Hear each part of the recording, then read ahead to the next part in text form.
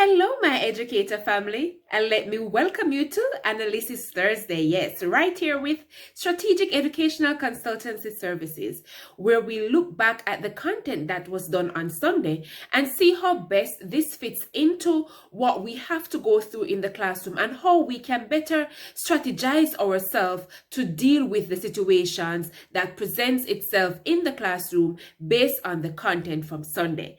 And yes, Sunday, we got insightful tips from Miss Jodi-Ann Evans. She really gave us in-depth content as to how special needs fit into the Jamaican context. And so as I look back and analyze what was done on Sunday, we truly can say that we see where this plays out in our Jamaican classroom. We see that most of our students, based on, well, let me not say most of, we see that some of our students in our classrooms, they suffer from one or more learning disability.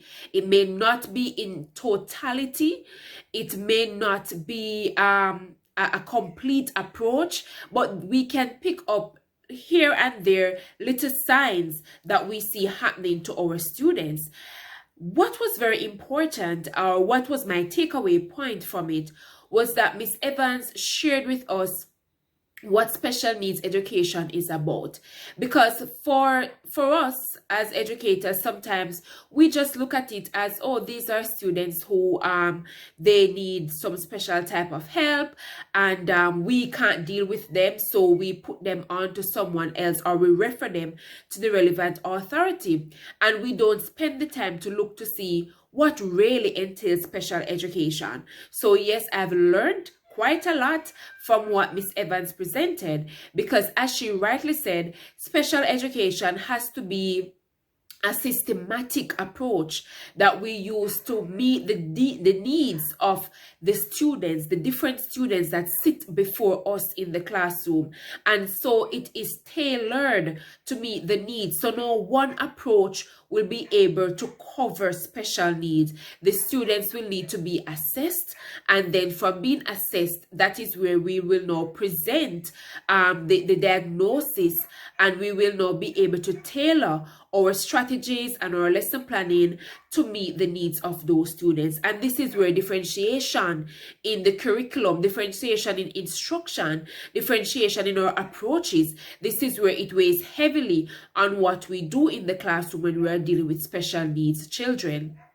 And she also rightly said that no teacher, not even those who are trained in special education, can diagnose a child. So yes, we may see the signs, as I said earlier, we may see the symptoms, we may see the things that are happening. We could pick up and say, oh, maybe this is what is happening, but we cannot truly say that the child is dyslexic or the child suffers from dysgraphia unless we have done that assessment. And so that is where our mandate comes in as educators, that we are aware and are fair of these things that happen in the classroom, these challenges that will come with children, and so that we can make the necessary referrals, as she mentioned, to MyCoCare and also to the Jamaica Association for Children with Learning Disabilities, that they can get the required help that is needed.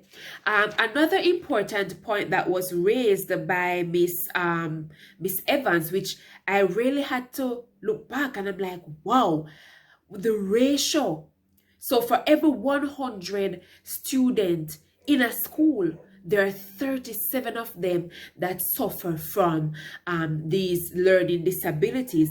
And she also went on to highlight the different aspects of learning disability that makes up special education. So we can't just broad brush everything. We have to be able to put each what we're seeing into specific categories so that we know how to deal with the children. Also, boys are highly ranked. The boys outnumber the girls, and that is why educators, we have to be careful. And I've always been saying that how we teach boys and what our expectations of them, it should be different from that of the females, because we know about the left side, right side brain effect. And so the boys will tend to be robust and noisy even when instruction is going on and you're giving advice or you're giving them guidance. And sometimes they may be, you think that they are being they're not paying attention, they're not going to understand, but sometimes they do and sometimes they don't. So we have to find that middle ground and know that boys don't necessarily love the talking like the girls. You can explain to girls and they will sit and take that explanation, but the boys, they love the hands-on approach. And it is sometimes doing these hands-on approach that you realize, oh, they may have a little challenge here or a little challenge there, and so you're able to refer them. And so she also mentioned that the specific learning disorder in one or usually, it comes in one or more of the psychological processes involved in whether reading and the different approaches to teaching and learning.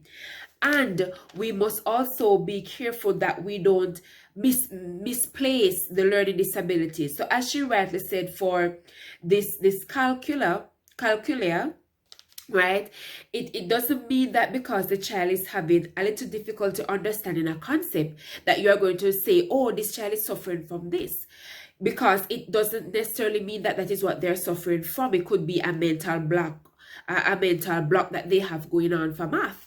But when you look at the other characteristics that she outlined, then you'll be able to use that as a guide to help you to say, okay, this child may need some amount of referral. They may need to be placed, given the special care that they need. One thing that she never highlighted, and I know this will come down further in the discussions, in the presentations, because the month of June is dedicated to special needs education in Jamaican context, is that sometimes children don't get the required help that they need because parents are in a state of denial. They are not they can't handle the fact that their child or their children, they're suffering from a learning disability. And so their refusal to help their children end up having the children be lost in the system. And she also went on to say to us educators that when we teach, and I've always been saying it too, when we teach educators, we have to employ a variety of strategies, because we are not trained to deal with the special needs.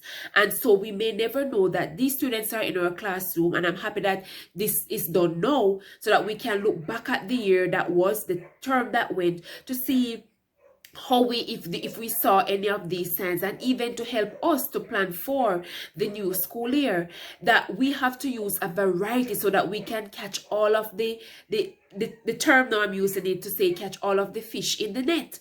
All the students that are there, we have to be able to see how best we can pick and pull something that relates to this child or that can help this child. And so when we realize that these children suffer from one or more things, or you're seeing the characteristics coming across, you will now have to employ some amount of the jingles, gamification. You have to match the activities with the student's strength. You have to employ differentiation to see how best you can meet the needs of these students. And so I trust educators that if you have not listened to Miss Evans on Sunday, I know it was a lengthy and in-depth presentation, spend some time to listen in, because it will help you. When I listened in, I was able to pick up some things that happen in my classroom, some things that I have experienced, and so it better gears you to deal with the challenges that you will face in your classroom. So spend some time and watch that video, share it even with parents, share it with them, and so that on a platform that we're empowering ourselves. And so by empowering ourselves, we're also seeking to help the students in our classroom. So this is it for Analysis Thursday. I trust that by highlighting some of the key features that she brought to us, that you're better able to see how special needs fit fits into what we do in the classroom, and how we can do our little part, even though we cannot diagnose, how we can do our little part to refer the students and to help those that come into our care. And so I invite you to share the videos. I invite you also on Sunday. We will have another intriguing topic, and we'll be having Miss Rochelle Harris. Yes, that excellent educator as well, who is also a special needs educator, to share with us some information. Until then, take care. Remember that whatever we do it to the best of our ability, and in order to fix the ills that are plaguing our society, and to make our nation and nations a better place for all to live. Thank you, and remember that all we do here is to empower you, our educators, and also for you now to move on to empower those who you are in charge of. Thank you, and have a blessed weekend. See you on Sunday. Thank you again.